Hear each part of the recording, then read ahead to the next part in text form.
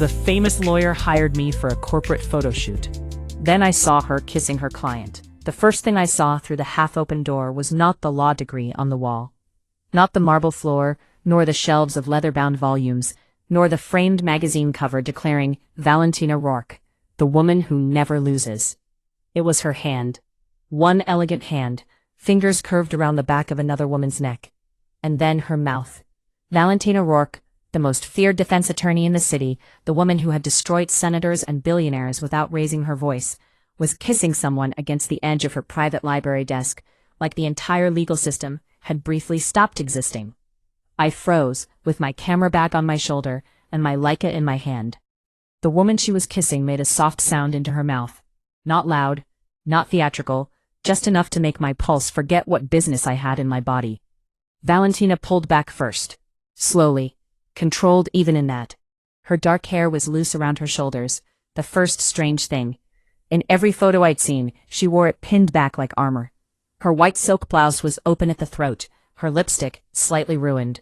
Her thumb rested under the other woman's jaw with a precision that made even tenderness look like strategy.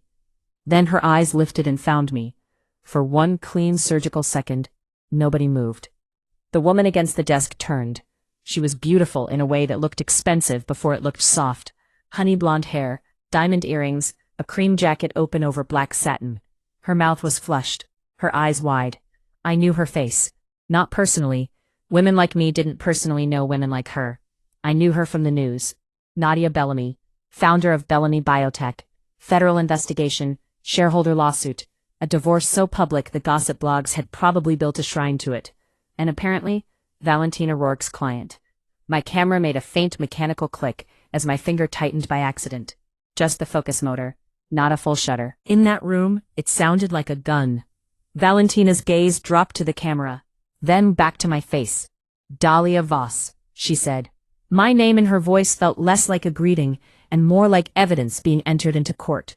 I was told to arrive at 10. It is 9:52. I'm usually early. I can see that. Nadia pushed away from the desk and smoothed her jacket with hands that were almost steady. Valentina, the lawyer didn't look away from me, not once. Leave us. That's not wise. No, but it is necessary. Nadia looked at me, the kind of fear rich women usually paid other people to hide, then picked up her bag and left without another word. Her perfume trailed after her. Jasmine, smoke, panic. When the front door closed, Valentina stepped away from the desk. She was tall enough that when she moved toward me, I had the sudden instinct to straighten my spine, as if I were about to be cross-examined. You took a picture, she said. I didn't. You touched the camera. That's technically different. Technically is a dangerous word in my house. Her expression didn't change. That was worse. A furious woman I could handle. A woman caught kissing her client could have shouted, threatened, laughed, denied. Valentina did none of those things. She crossed the room with slow, exact steps and held out her hand. Camera. My grip tightened on the strap. No. One eyebrow lifted. Not surprise. Interest. No, she repeated. I was hired to photograph your corporate book, not surrender my equipment. You were hired to photograph what I allow you to photograph. Your assistant sent me the wrong time. My assistant does not send the wrong time. Then someone wanted me here before you were ready. That landed. A nearly invisible change moved across her face. The first crack. Valentina lowered her hand. No thank you. You are standing in my doorway, Miss Voss. And I can stand here very professionally. You saw something confidential. I saw two consenting adult women kiss. You saw my client. That distinction matters, especially if opposing counsel finds out a photographer witnessed a private meeting 8 days before a federal hearing. The room went quiet. There it was. Not just embarrassment, not just desire caught in daylight. A legal bomb wrapped in lipstick and poor timing. The part I cannot show here. The private photographs Valentina asked me not to publish. And the part of the shoot that could never stay on YouTube is waiting on Patreon. The link is in the description. This part of the story begins 2 mornings earlier, with a phone call from Vittoria Carrera. When Vittoria called before coffee, something expensive was usually about to become dangerous. I was in my Rome kitchen, wearing an oversized shirt, one sock, and the expression of a woman who had argued with her espresso machine and lost. My phone buzzed across the counter. Victoria's name lit up the screen. I considered not answering. I answered, "No. Good morning to you too, Dahlia. I haven't had coffee." That explains the courage. A beat. "I have a client for you. High profile, private, excellent fee, corporate book, editorial portraits, press package." Why does that sound like a trap? Because you're finally learning. Valentina Rourke. Even I knew that name. She was the kind of lawyer journalists described as brilliant when they liked her, and ruthless when they lost access. Her face appeared in magazines beside words like power, precision.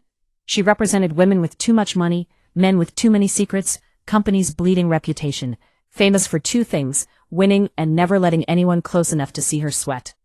"She wants a corporate photo book?" I asked. "Her firm wants it," she agreed reluctantly. "That's not the same thing."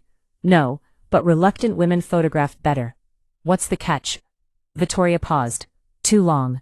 That was the pause she used when she decided not to tell me the worst part. "The shoot is at her home. She refused the studio.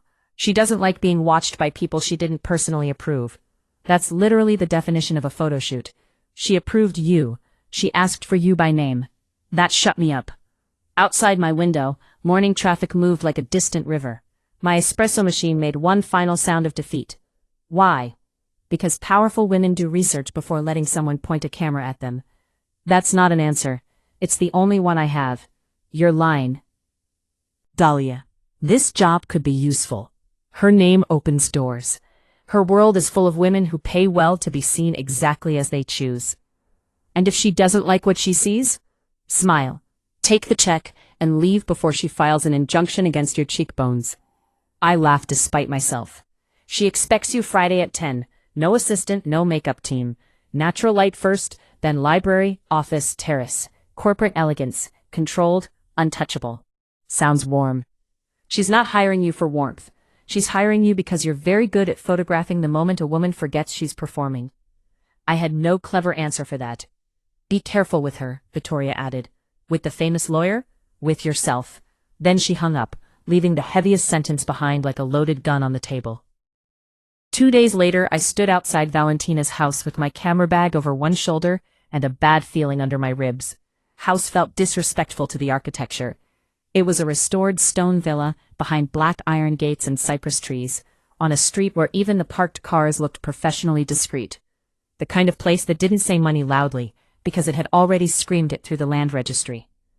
A woman in a gray dress opened the gate without smiling. "Ms. Rourke is expecting you." Inside, the house smelled like lemon polish, old paper, and rain on stone. Every object looked chosen, not decorated. Black and white photographs lined the hallway.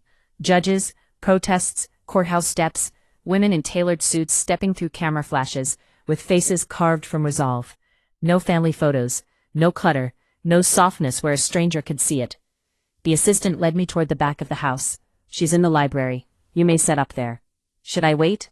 "She said to send you in." She said to send you in. Not knock, not announce, not wait. Later I would replay that detail too many times. The library door was open by 2 inches. Enough for sound. Enough for a mistake. I heard a woman whisper, "This can't continue." Then Valentina's voice, lower. "It already has. I'm your client. You're also the only person in this city who knows the difference between what I owe and what I want." "You shouldn't say that." "No," Valentina said. "I shouldn't. I should have stepped back. I should have coughed, announced myself, done anything a normal professional adult would do. Instead, I looked through the gap. Nadia against the desk, Valentina in front of her. Nadia's fingers twisted in the front of Valentina's blouse, Valentina's hand at her neck. The kiss, the heat, the kind of intimacy that didn't look new. And then, Valentina's eyes opened and found me. Not the kiss itself, that's not the moment I'd remember. It was the second after. Valentina Rourke looking at me, as if I hadn't caught her doing something reckless, but had become recklessness itself. Back in the library with the door now closed behind Nadia, Valentina stood between me and the exit. "You have a gift for understatement," she said, when I called the closed door dramatic. "I also have a gift for leaving." "Not yet. We need to establish what you captured." "I already told you. Nothing. People are rarely where they are by accident. I was sent in by your assistant. Clara, gray dress, calm expression, secretly amused by fear. Valentina looked toward the door. For the first time since I'd arrived, something like genuine anger moved through her. Not at me, at the situation, at the possibility that the mistake wasn't mine. Interesting, she said. Terrifying is the word I'd use. For recording, yes. For breathing, no. I didn't record. Then show me. She held out her hand, not demanding this time, waiting. That was somehow more dangerous. I looked down at the Leica. It was warm in my palm, familiar, mine. I had carried cameras through airports and private villas and backstage corridors, and once through a desert windstorm that filled my shoes with sand for 3 days. The camera was not just equipment.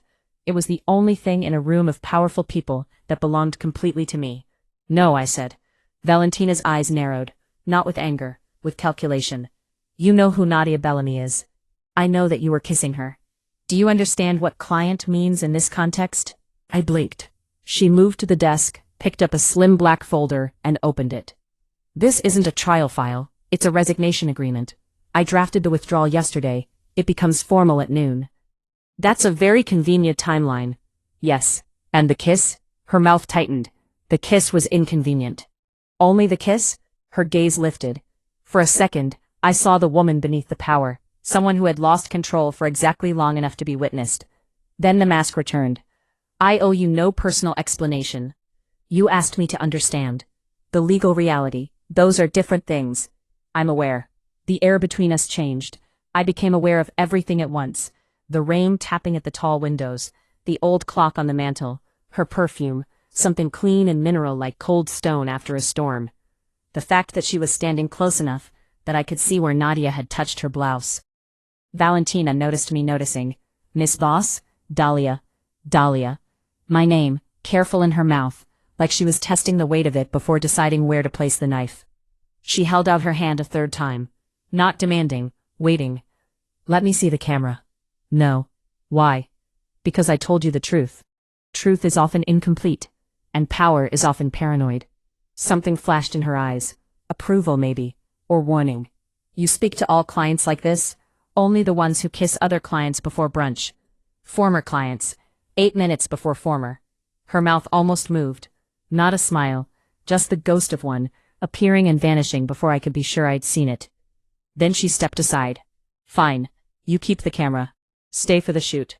You still want me to photograph you? Especially after. If you leave now, you're a problem moving through the city with a story. If you stay, you're a professional completing a contracted job. Under your supervision. Yes. I prefer not being converted into a legal strategy.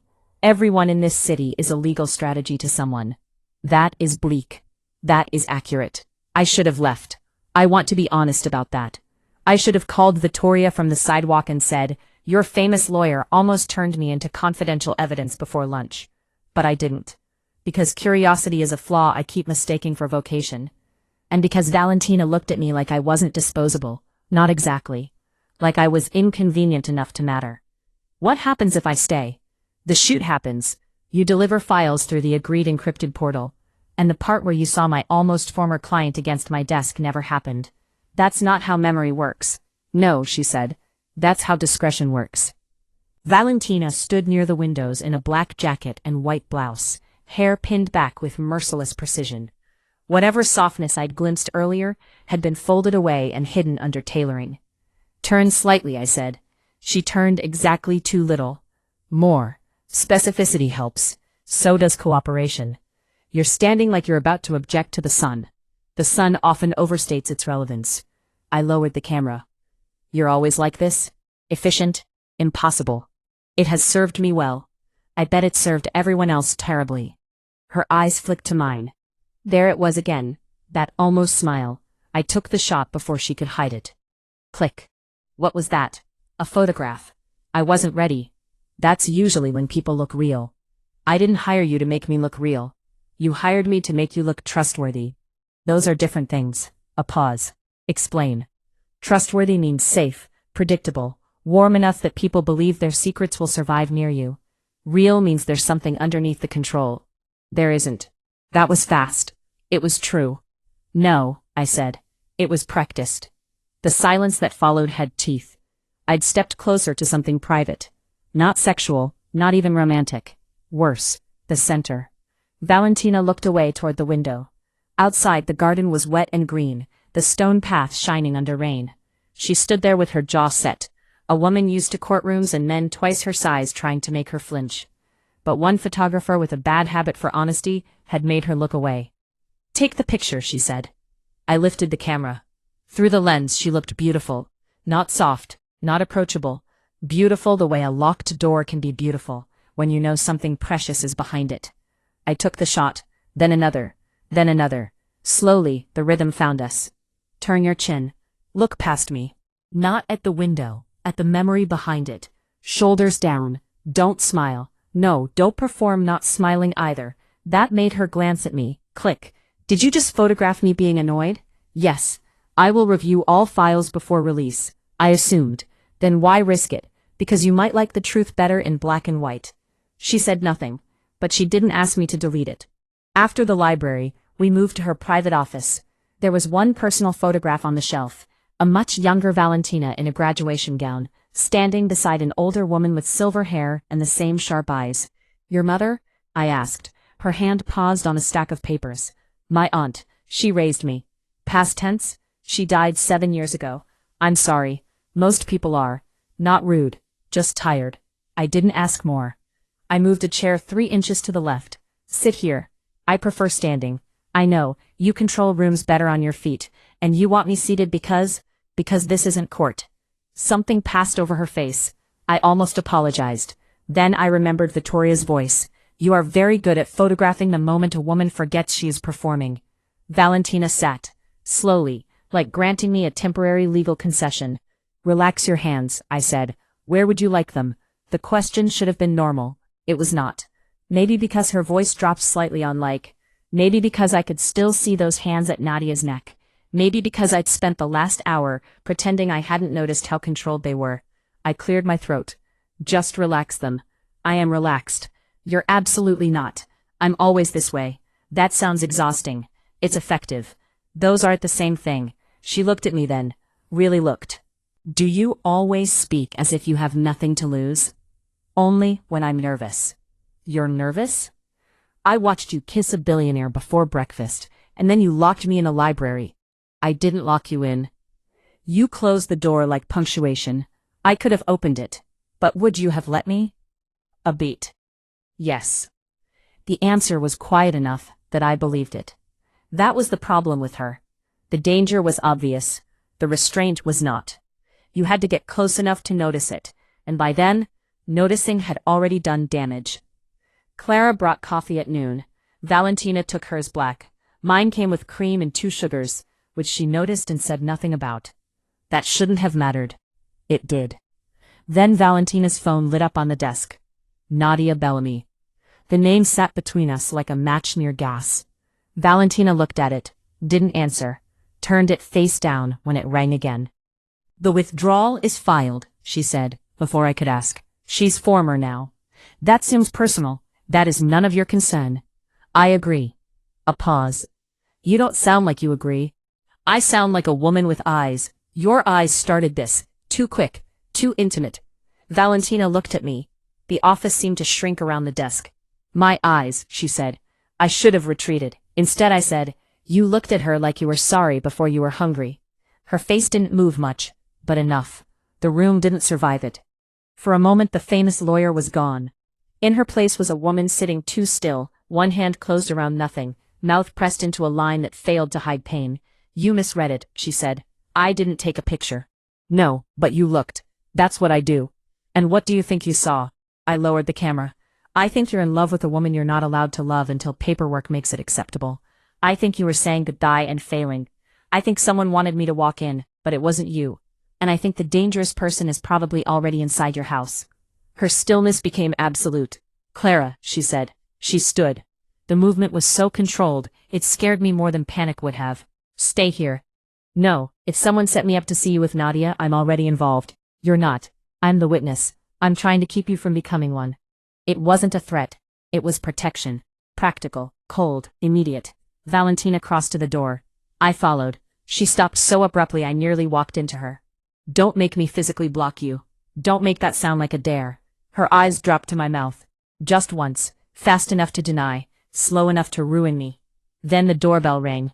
Clara's voice from the hall. Rourke, Mr. Bellamy is here. The color left Valentina's face. Not fear, fury. Nadia's husband? I whispered. Soon to be ex. A male voice carried from the foyer, charming and loud. Valentina, I know you're home. Valentina closed her eyes for 1 second. When she opened them, she was entirely different. The woman from the magazine cover. The one who never loses. Archive room, she said. Now. No. He cannot see you here. He'll claim I used a photographer to document an improper relationship with his wife. Did you? No, but he doesn't need truth. He needs shape. The front door opened. Footsteps in the hallway. Valentina's hand wrapped around my wrist. Not hard, but enough. And beneath the control I saw urgency. Not for herself, for me. So I let her pull me through a side door, into a narrow room, lined with file cabinets and old case boxes. She stepped in after me, left the door open by a crack. The room was dark except for the glow from under the door. We stood very close. The archive smelled like paper, cedar, and her perfume. Outside, footsteps entered the office. Valentina, the man said, I heard you had company. Drawers opened, papers moved. He was searching. Clara let me in. Very loyal of her. Or very expensive. Hard to tell these days. Valentina's mouth moved near my ear. Do not make a sound. That should not have sent warmth down my spine. The archive was so narrow that if I breathed too deeply, my chest almost brushed her arm. I kept my eyes fixed on the line of light under the door, because looking at her felt like making another mistake. What's he looking for? I mouthed. My withdrawal file, to prove I filed it after the kiss. My stomach dropped. Clara told him. Outside. The man laughed softly. Nadia always did like dramatic women. Valentina's jaw hardened. Then her phone buzzed in her pocket. Both of us froze. Once, twice. In the office the footsteps stopped. Valentina moved fast. One hand went to her phone, the other covered my mouth. Not roughly. A reflex. Warm palm, long fingers, control. My breath caught against her skin. Her eyes locked on mine. A silent apology flashed there. Then, something worse. Awareness. Because her hand was on my mouth, and my pulse was under her other fingers, and the space between us had become so charged that even fear held its breath. The footsteps came closer. The office door creaked. Valentina, the man called. She didn't move. Her body shielded mine from the door without making a sound. 3 long seconds. Then the footsteps moved away. A drawer slammed. The office door opened fully. Tell Valentina I'll see her in court. The front door closed 2 minutes later. Still, Valentina didn't move. Not until the house went completely silent. Then she took her hand from my mouth. I'm sorry, she said. The apology came so fast it stunned me.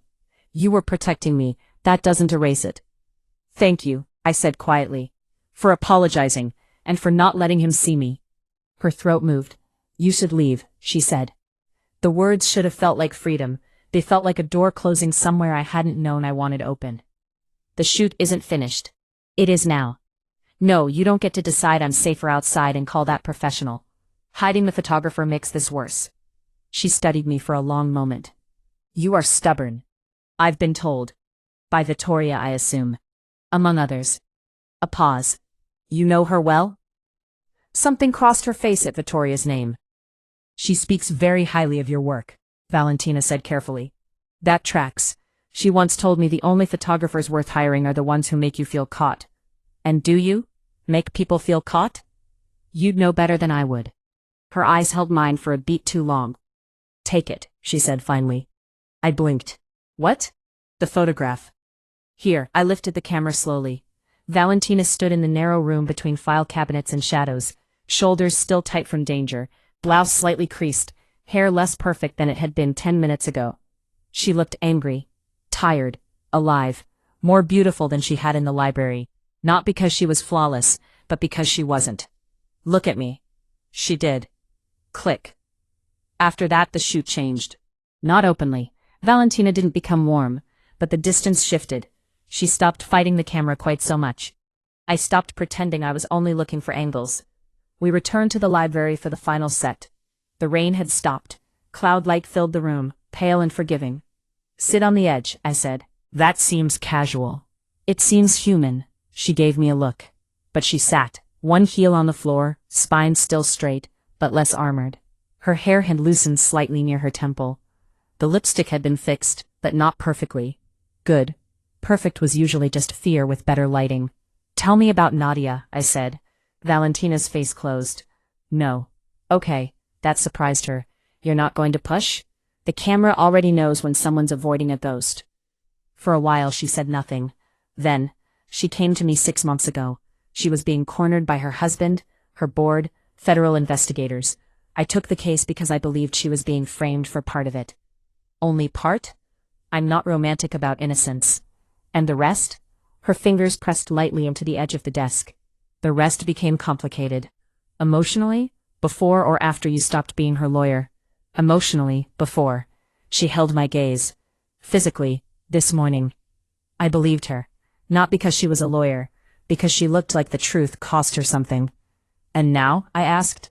"Now I withdraw. She hires someone else. Clara explains why she betrayed me. Nadia decides whether she wants safety or scandal. And I continue being very good at damage control." "That sounds like a survival habit, not a profession." She looked at me sharply. Click. The shot caught it, not anger, recognition. "Careful," she said. "With what?" Looking too closely. "Isn't that why you hired me?" No. Something in her voice had changed. Low, less defended. "Then why did you ask for me?"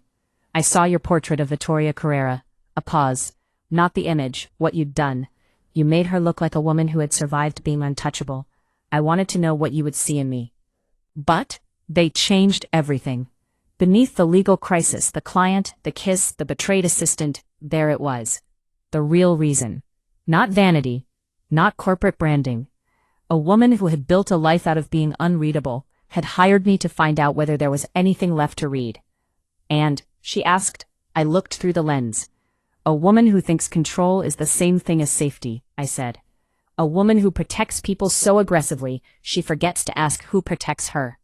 A woman who wanted me to see her, then hated me a little when I did." Silence. Deep. Dangerous.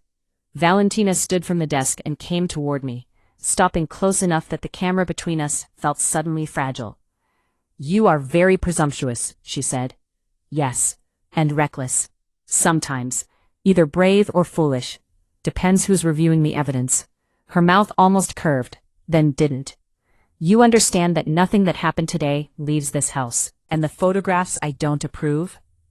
They stay with me unless you ask me to delete them." "No." The answer came too quickly. "Don't delete them." "Why?" "Because I may need proof that I existed in this house as something other than strategy." My chest tightened. That was the line, the one the whole story had been walking toward. Outside, Clara's voice rose faintly somewhere in the hall. A problem still unfolding. But inside the library, for one suspended moment, I placed the camera carefully on the desk.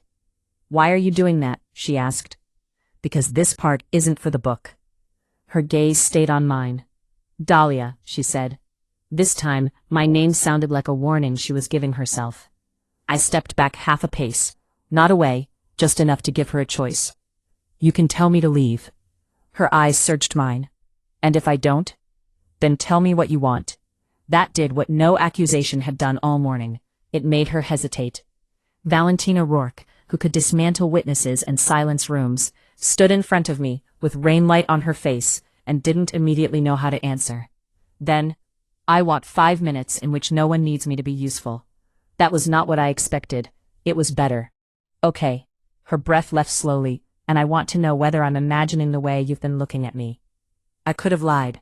I could have protected both of us. "You're not imagining it." Her eyes closed for half a second. When she opened them, there was no triumph there. Only recognition. "And if I asked to kiss you?" Behind us, a betrayed assistant, a furious husband, a former client with a federal storm around her name. A corporate book that would carry the strangest private history behind every frame. But in front of me, Valentina, asking, not taking, asking. I'd say yes. She didn't move immediately. She gave the answer space to become real. Then she stepped closer, one hand lifting slow enough for me to stop her. I didn't. Her fingers touched the side of my face with a care that made something ache behind my ribs. She looked at my mouth, then back at my eyes. Dahlia, yes. She kissed me like a woman who had argued with herself all morning and finally lost. Not wild, not at first. Careful. Almost unbearably restrained. Her lips touched mine once, testing the truth of it. My hand found the edge of her jacket. Hers moved to my jaw, warm and steady, nothing like the accidental force of the archive room. This time, every point of contact was chosen. She tasted faintly of black coffee, and something I was going to think about much later when I should have been editing. When she pulled back, she didn't step away. Her forehead hovered close to mine.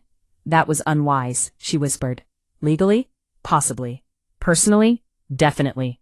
I smiled before I could stop myself. For the first time all day, Valentina smiled back. Not much, not enough for anyone else to call it a smile, but enough for me. Then Clara knocked on the library door. The sound cut through the room like a blade. Valentina stepped back immediately, not with shame, with war returning. Miss Rourke, the Bellamy file is missing. Valentina turned to me. Not the photographer now. Not exactly. Did you photograph the desk when you arrived? My mind raced back. The kiss, the open folder, the desk, my hand tightening on the camera, the accidental focus sound. Maybe not a full shutter, maybe. I don't know, I said. Check. I opened the preview and scrolled back. Portraits, library light, the archive shot. Then earlier, before the shoot, before the closed door, before Nadia left, a blurred frame. Not the kiss, not their mouths. The desk. The withdrawal agreement visible under Valentina's hand. Timestamp, 9:51 a.m., 1 minute before Nadia's husband could claim anything else. Valentina came to stand behind me, close. Not touching. But I felt her all the same. Well, she said. I looked at the tiny screen, then at her. I think my camera just became your best witness. Her expression changed slowly. The lawyer returned, but this time looking at me with something warmer beneath the calculation. Dahlia, she said, it appears the corporate book will require one additional image. I laughed. After everything, the kiss and the client and the archive room and the way my mouth still remembered hers, I laughed in the private library of the most dangerous lawyer in the city. Valentina looked at me like the sound was inconvenient, then like it was necessary, then like she might want to hear it again. That was how the public story ended, with a missing legal file, a photograph that proved the truth, and Valentina Rourke standing close enough behind me that every nerve in my body understood the day was not finished. The corporate book shows the version of her the world is allowed to see, the famous lawyer, the elegant house, the controlled eyes, the woman who never loses. But later, after Clara was gone, after the file was recovered, after Nadia called and Valentina didn't answer until she was ready, she brought me back to the library. She closed the door. Not like punctuation this time, like permission. And she asked me to take one more photograph. Not for the firm, not for the press, not for the corporate book. For her. That photograph is not in the YouTube version. Neither is what happened after she took off the jacket, sat on the edge of the desk, and looked at me, like the camera was no longer the only thing allowed to see her. That part belongs in the private room.